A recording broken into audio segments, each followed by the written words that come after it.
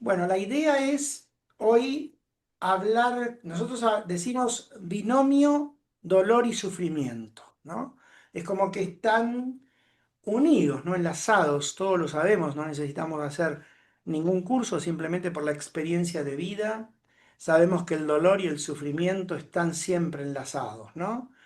Em, y por otro lado, dentro de lo que fue, de lo que es, porque el programa sigue funcionando, el programa Calma, que es el programa que desarrollamos con nuestro comité hace casi 5 años y medio, nosotros le llamamos a circuito DRS al circuito que conforman el dolor, lo vamos a ver ahora, la resistencia y el sufrimiento. Entonces la idea de hoy es repasar todo esto, repasar también los sistemas emocionales que tenemos como seres humanos y tratar de comprender todo esto porque es muy importante comprender bien todos estos parámetros porque como profesionales, como les decía, que trabajan con el sufrimiento, que ven el sufrimiento del otro, entonces tenemos que estar preparados. Vamos a hablar un poco de la definición y las características fundamentales de las emociones. Vamos a nombrar un poco qué son las emociones, alguna que otra teoría, no, tampoco nos vamos a meter demasiado. La relación, como les decía, entre el dolor, la resistencia y el sufrimiento, el reconocimiento y la gestión consciente de las emociones, y esto nos va a servir ya encauzándonos hacia la última reunión que vamos a tener del taller, que va a ser más de inteligencia emocional. También vamos a hablar un poquito del amor incondicional y la autocompasión y cuáles son las prácticas que uno puede eh, tener como para cultivar el amor incondicional y la compasión. Vamos a primero a hablar de emociones y sistemas emocionales, ¿no?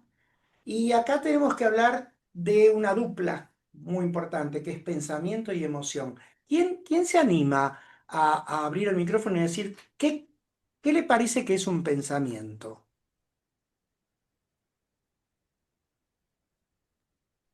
Sin pelearse. Un pensamiento, un pensamiento es un estímulo externo, algo que nos estimula a pensar.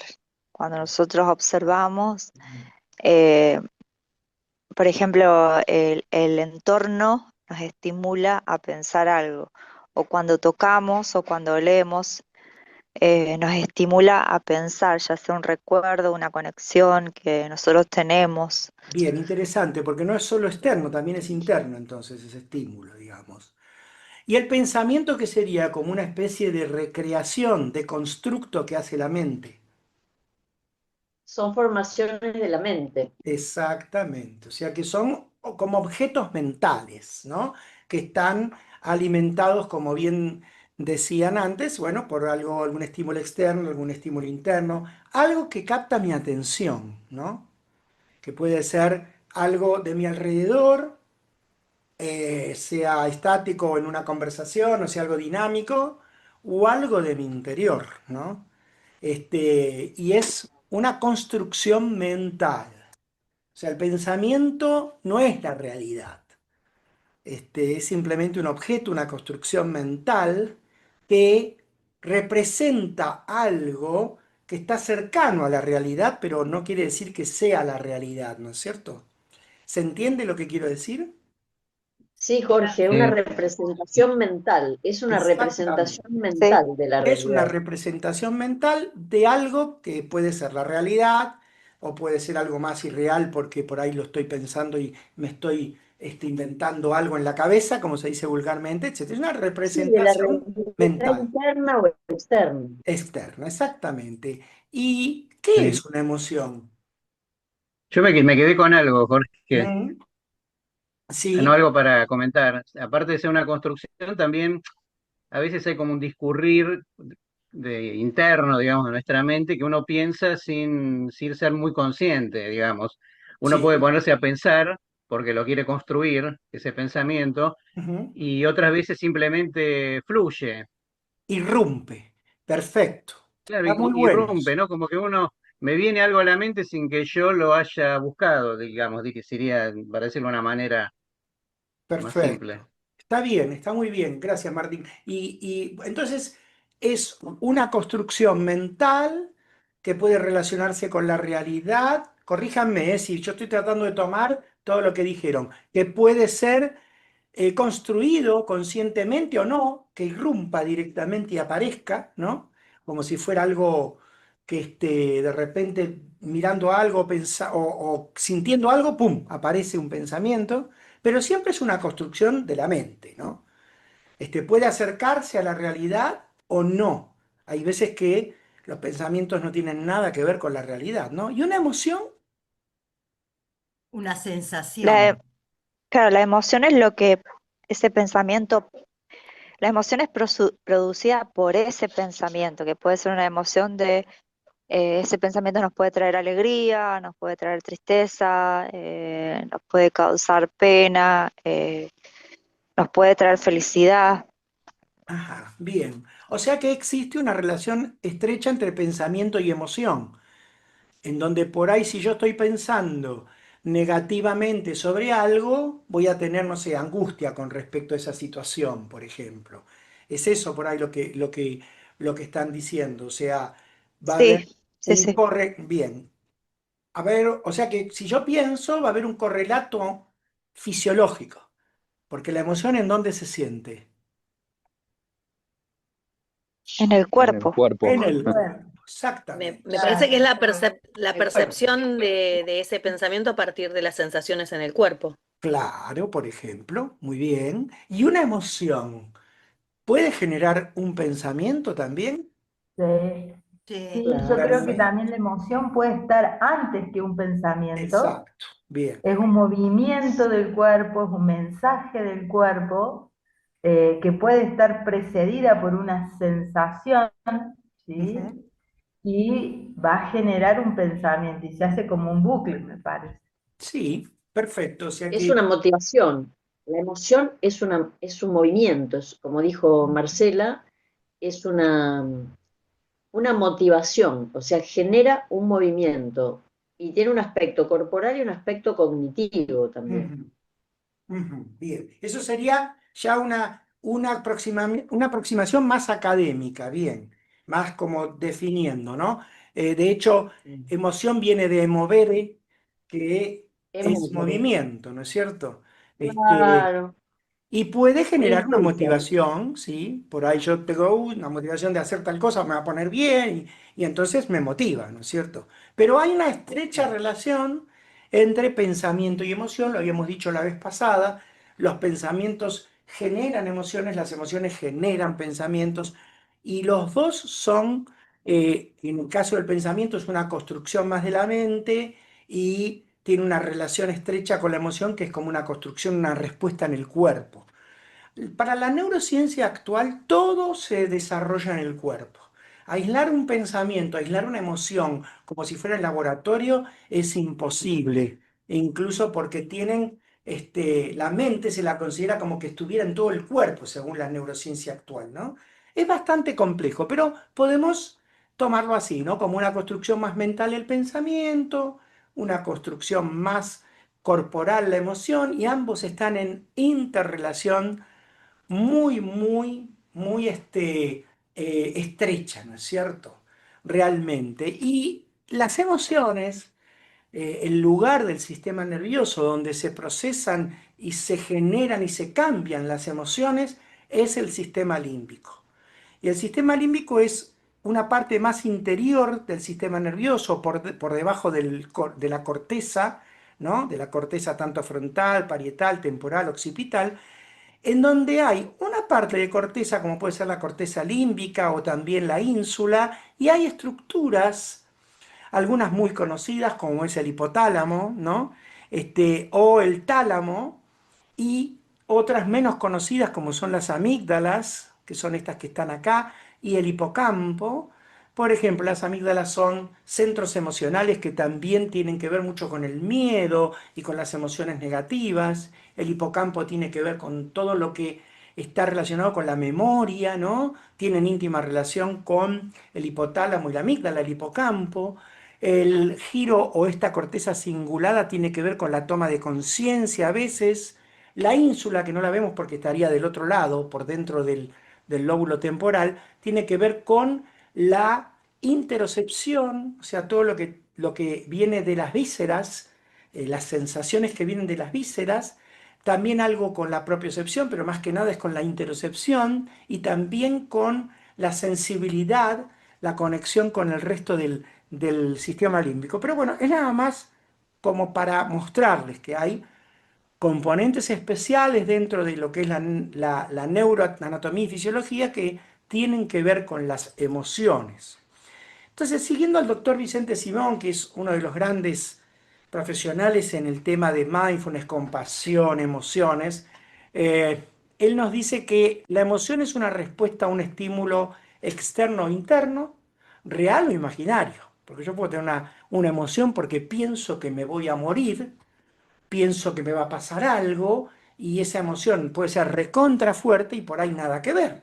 Yo estoy en perfecta condición de salud, digamos, desde el punto de vista corporal, simplemente me he creído que me iba a pasar algo. Y ese estímulo interno-externo, real imaginario, esta que produce esta emoción, se relaciona con cambios bioquímicos cerebrales, del sistema nervioso autónomo, simpático y parasimpático, y en los órganos también. Son cambios que son más bien endocrinos, bioquímicos, o sea, metabólicos, pero también inmunes. Hay todo un correlato inflamatorio cuando se genera una emoción que es, digamos, de sesgo negativo, una emoción inflamatoria. También se relaciona la emoción con cambios mentales, o sea, los propios pensamientos y corporales, también puede ser la base para un cambio gestual o postural, por ejemplo, una actitud de defensa o un gesto de desagrado o una conducta que sea, no sé, evitativa o confrontativa o incluso un paquete, digamos así, o un paquete comunicacional, un paquete de información que no sea del todo agradable, porque la emoción no es buena, o sí, por ahí es una emoción agradable y uno contesta y tiene gestos de acercamiento, prosociales, ¿no? Se comprende, ¿no? A dónde vamos. O sea, tiene todo un correlato que está relacionado no solo con lo corporal, sino también con lo gestual, postural, conductual y comunicacional. El doctor Simón nos aclara, no es un acto reflejo, no es que yo golpeo una rodilla y aparece el reflejo, no, no, es algo que está construido rápidamente. Son por supuesto subjetivas, cada uno de nosotros las sentimos diferente y respondemos diferente, son dinámicas, pueden cambiar a lo largo de la situación, a lo largo también de la vida o de mi estado anímico. Yo puedo estar transitando una determinada situación y responder con una emoción, con algo conductual, con algo gestual, y por ahí mañana o dentro de una semana pasa lo mismo y respondo de otra manera. O dentro de esa respuesta hay un cambio. Y son contagiosas. Tanto es así que tanto las emociones con valencia negativa y con valencia positiva se contagian, como decíamos la otra vez. Si alguno de nosotros empezara, algo le causara gracia y empezara a reír, a reír, a reír, a reír, a reír, terminaríamos la mayoría contagiados, ¿no? Y lo mismo ocurriría con algo que sea negativo y alguien se pone a llorar, se pone angustiado, genera esa empatía en el otro, ¿no es cierto? O sea que son muy, muy, muy contagiosas. Sin entrar mucho en el tema de las teorías, hay varias teorías acerca de la emoción y de la cognición, incluso hay una teoría que tiene que ver con la cognición emocional incluso. Pero bueno, el doctor Paul Ekman, psicólogo americano, se la pasó estudiando tribus de África y algunas de Asia que no habían tenido nunca contacto con la civilización y entonces desarrolló esta teoría acerca de las emociones básicas o primarias, y él dice que hay 6 emociones básicas o primarias, que son el enojo, el miedo, el asco, la sorpresa, la alegría y la tristeza. ¿Qué quiere decir que son primarias? Que todos los seres humanos hayan tenido experiencia social o no, internacional, o sea, con otros pueblos, etcétera, tienen estas 6 emociones. Esto no está tan aceptado actualmente, hay algunos que que dicen que no es así, que en realidad hay otras también emociones y según las tribus que se estudien también aparecen. Así que bueno, simplemente para nombrarles que el doctor Paul Ekman dividió las emociones en primarias y secundarias. Las secundarias son las que surgen a partir de, ¿no? Por ejemplo, el enojo. Yo puedo, a partir del enojo, puede surgir la ira, por ejemplo, ¿no? O a partir del asco puede surgir el rechazo. O sea, hay complejidades, como que las emociones pueden complejizarse a partir de las básicas. Vuelvo a repetir, esto no está completamente aceptado por todos los psicólogos y los psiquiatras, mucho menos por la neurociencia. Los orientales creen que hay dos emociones primarias. Una es amor, como siente el feto dentro del vientre de su madre, en donde está habitualmente cómodo y en una, digamos, equilibrio anímico muy bueno.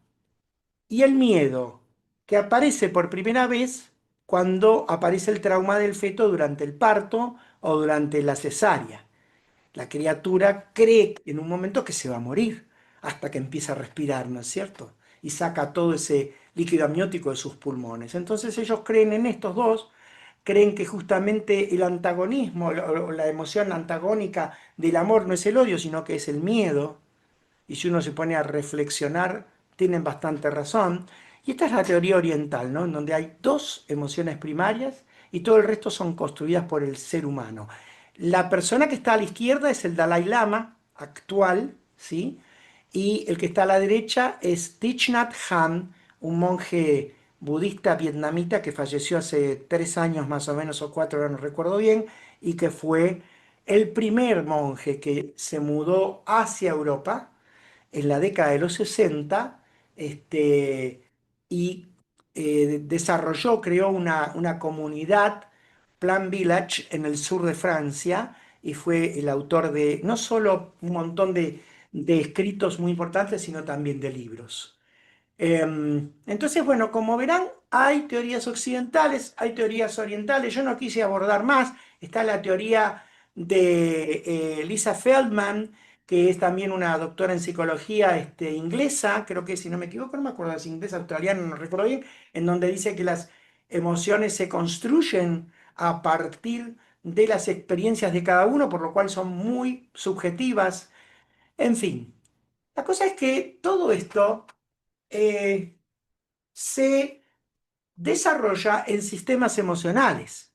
Entonces, el doctor Jack Pansek, que fue un neurofisiólogo y desarrolló la neurociencia afectiva, describió una serie de sistemas emocionales bastante, digamos, estructurados y que en el ser humano, o en los mamíferos, mejor dicho, son 7. Pero hay solamente 3 que nos interesan, que son el sistema de amenaza o defensa o el sistema de lucha-huida, el sistema de incentivo y búsqueda o incentivo y logro, es lo mismo, y el sistema de calma y satisfacción o calma y cuidado. Esto lo trae o lo selecciona el doctor Paul Gilbert. Doctor Paul Gilbert es un psicólogo inglés que ha desarrollado la terapia centrada en la compasión y que ya en principios del 2010 desarrolla más estos 3 sistemas. El primer sistema de lucha, huida o amenaza y defensa se enfoca en el control, en tratar de tener el control, de estar seguros, de estar preparados para las amenazas y ver si uno puede luchar contra esa amenaza o es mejor huir. Por supuesto que tiene que ver con la protección y con el defenderse y atacar, ¿no?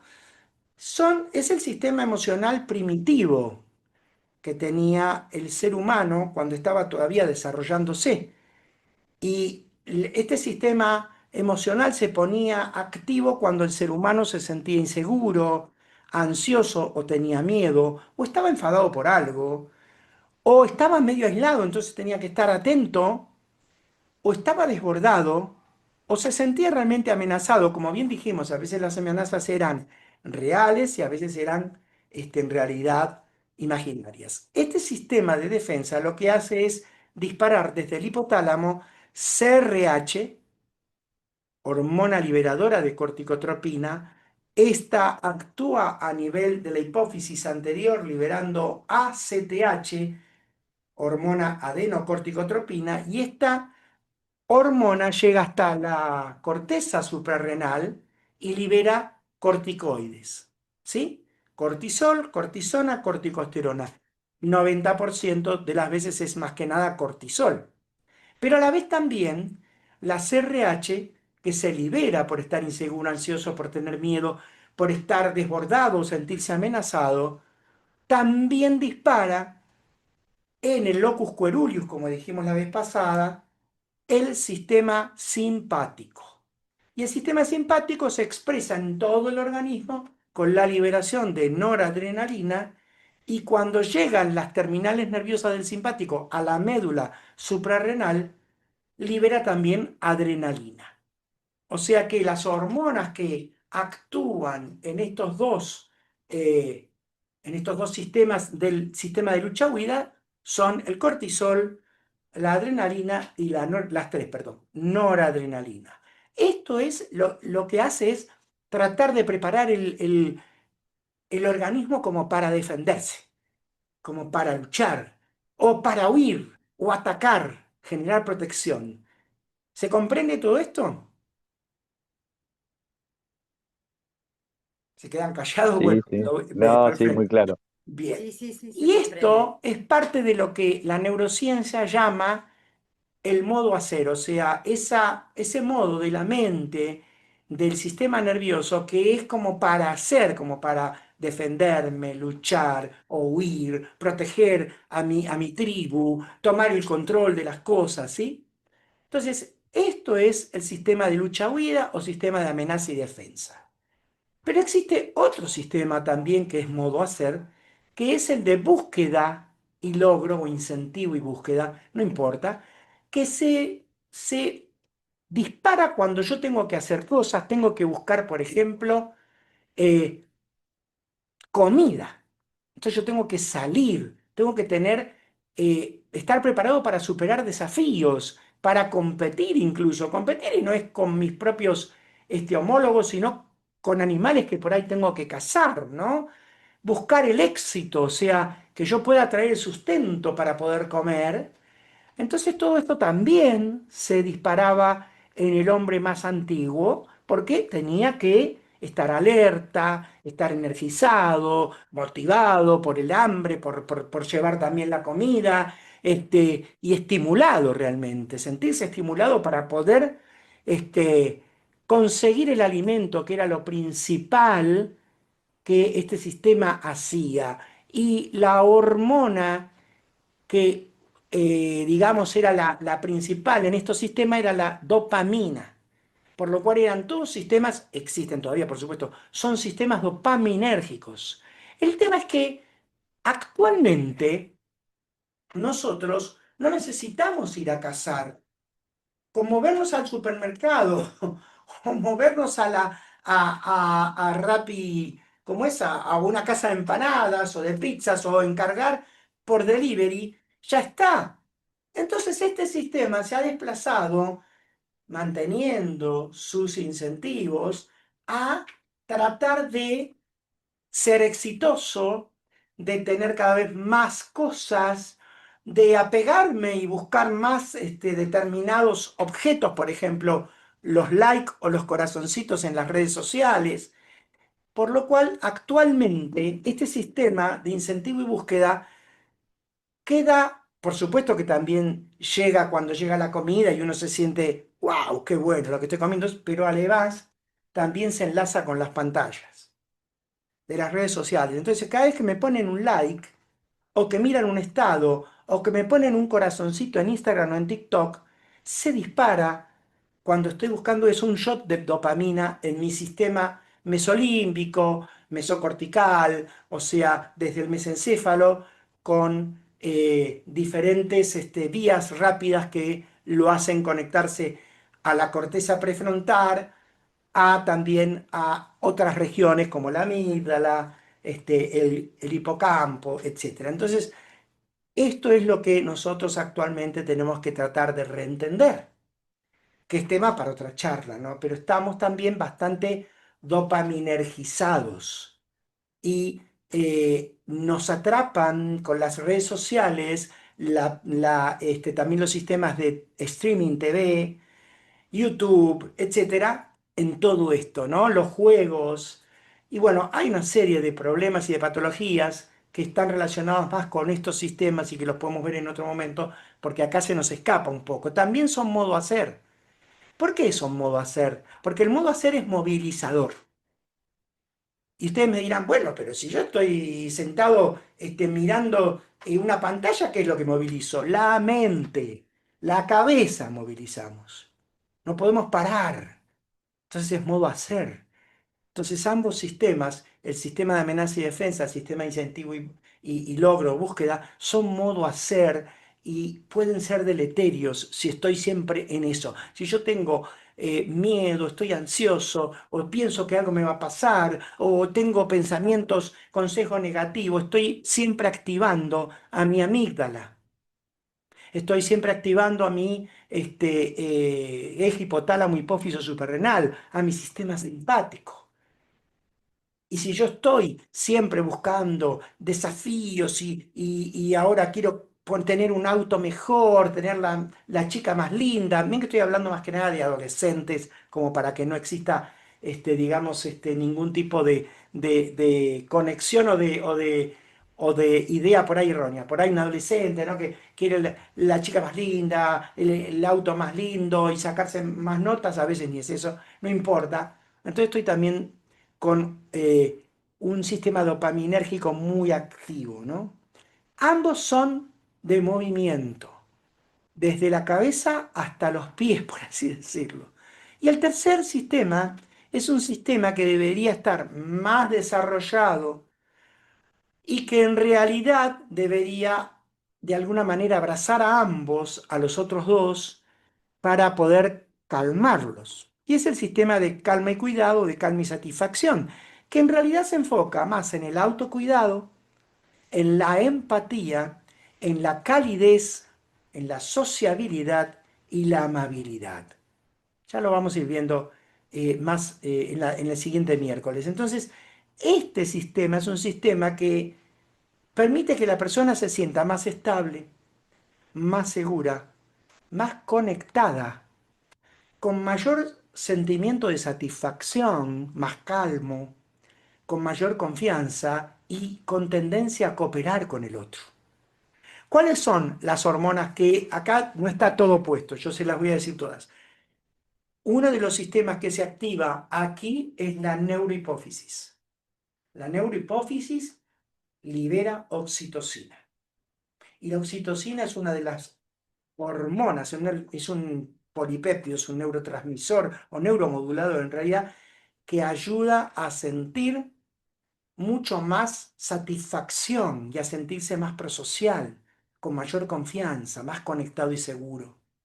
Las endorfinas, que se liberan de diferentes lugares del sistema nervioso central, y los cannabinoides también tienen que ver con esto, con ese sentimiento de seguridad. La serotonina también. La serotonina genera un sentimiento de satisfacción, de felicidad. Y por otro lado, hay todo un sistema que es maravilloso e increíble, que es el sistema nervioso parasimpático, que la biología lo ha creado para poder entrar en un estado de regeneración, de reparación, y en donde está principalmente los núcleos vagales y el nervio vago, en especial los nervios vagos mielinizados, que dependen más que nada del vago ventral, de la zona a nivel vulvar, pero que está más sobre la zona ventral o rostral, como podríamos decir nosotros, y que libera acetilcolina. Y ustedes me dirán, "Uy, la famosa acetilcolina acá se contra los músculos, sí, pero acá tiene otra acción. Es un neurotransmisor antiinflamatorio. La acetilcolina tiene una característica, no solo actúa en la placa mioneural, no, actúa en los macrófagos. Los macrófagos, los glóbulos blancos y los linfocitos también tienen receptores de acetilcolina. ¿Y qué les dice la acetilcolina cuando entran esos receptores? Che, chicos, bajen un poco, que están haciendo de más, bajen, que estamos en una etapa donde necesitamos reconstruir, bajar, empezar a bajar la inflamación. También actúa a nivel del sistema nervioso y bueno, esas son las hormonas, oxitocina, endorfina, un poco los cannabinoides, un poquito la serotonina y la acetilcolina. El primer neurotransmisor que se descubrió en las ciencias de la salud. Entonces, ¿qué es lo que queremos decir con esto? Tenemos que estar más en el sistema de calma y satisfacción y no estar tanto en el sistema de amenaza y defensa o lucha-huida, en el sistema de búsqueda. Tenemos que tratar de tener un poco más de estabilidad, de seguridad, respirar hondo, sentirnos con más confianza en nosotros mismos, más cooperativos y bajar un poquito estos dos, que uno está más relacionado con el sistema simpático y el otro con los sistemas dopaminérgicos, ¿sí? ¿Se entendió todo esto? ¿Más o menos? Perfecto. Bueno, Bien, bien. entonces, cuando hablamos de modo hacer, es muy diferente al modo ser. El modo ser, ténganlo en cuenta, es más vagotónico, es más parasimpático y el modo hacer es más simpático.